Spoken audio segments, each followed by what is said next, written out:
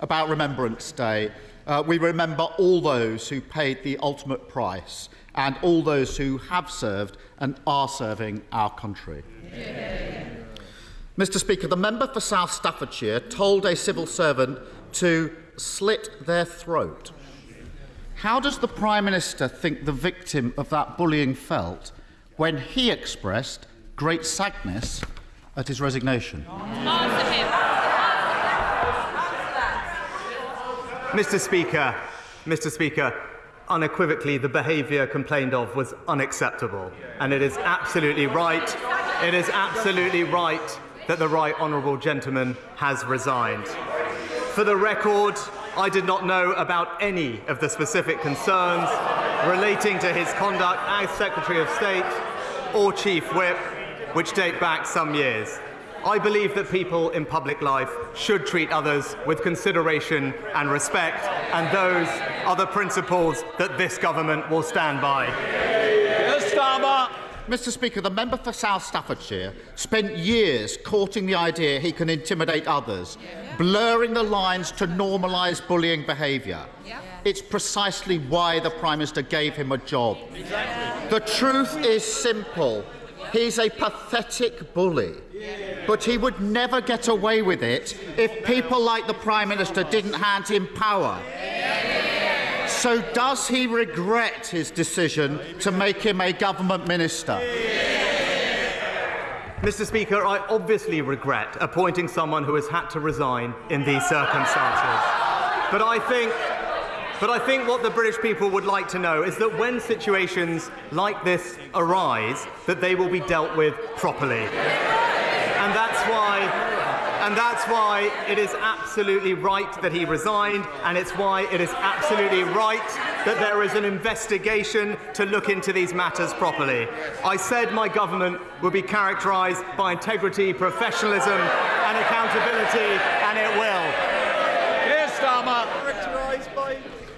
Mr. Speaker, everyone in the country knows someone like the member for South Staffordshire. A sad middle manager getting off on intimidating those beneath him. But everyone in the country also knows someone like the Prime Minister. The boss who is so weak, so worried the bullies will turn on him, that he hides behind them. What message does he think it sends when, rather than take on the bullies, he lines up alongside them and thanks them for their loyalty?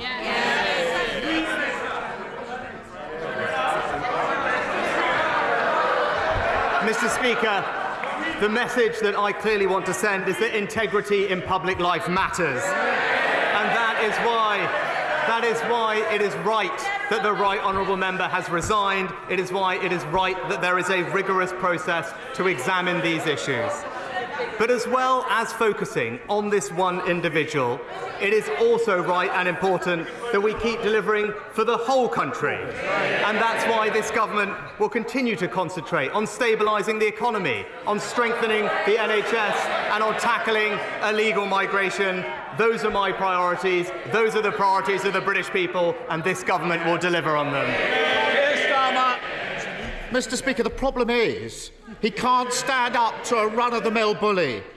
So he has no chance of standing up to vested interests on behalf of working people. Take Shell. They made record profits this year, £26 billion. How much have they paid under his so-called windfall tax? Mr. Speaker, I was Chancellor who introduced an extra tax on the oil and gas companies. But he talks, Mr. Speaker, he talks about working people. The right honourable member voted against legislation to stop strikes disrupting working people. He voted against legislation to stop extremist protesters disrupting working people. That's because he's not on the side of working people, Mr. Speaker. That's what the Conservatives are for. Mr. Speaker, I'm against all of those causing chaos, damage to our public services and to our economy, whether they are gluing themselves to the road or sitting on the government benches. Mr. Speaker, there was no answer to the question because the answer is nothing. Shell haven't paid a penny in windfall tax. Why? Because for every £1 they spend digging for fossil fuels, he hands them a 90p tax break, and it's costing the taxpayer billions. So will he find a backbone and end his absurd oil and gas giveaway? Well, Mr. Speaker, what the party opposite will never understand is that it's businesses investing that create jobs in this country. Mr. Speaker, we on this side of the House, we understand that. We will support businesses to invest, to create jobs, because that's how we create prosperity, that's how we support strong public services, and that's what you get with a Conservative government. Keir Starmer. There's only one party that crashed the economy, and they're all sitting there. It's a pattern. Mr. Speaker, it's a pattern with this Prime Minister. Too weak to sack the security threat sat around the Cabinet table. Too weak to take part in a leadership contest after he lost the first one. Too weak to stand up for working people. He spent weeks flirting with the climate change deniers in his party, then scuttled off to COP at the last minute. In the budget next week, he'll be too weak to end his oil and gas giveaway, scrap the non-dom tax breaks, and end the farce of taxpayers subsidising private schools. That's what Labour would do, a proper plan for working people. Mr. Speaker, if he can't even stand up to a cartoon bully with a pet spider, if he's too scared to face the public in an election, what chance has he got of running the country? Mr. Speaker. We want to try and get through on time, and I know some members want to catch my eye. They're not doing a good job so far. Come on, Prime Minister. Mr. Speaker, the honourable gentleman talks about judgment about putting people around the Cabinet table. I would just gently remind him he thought the member for Islington North was the right person to look after our security.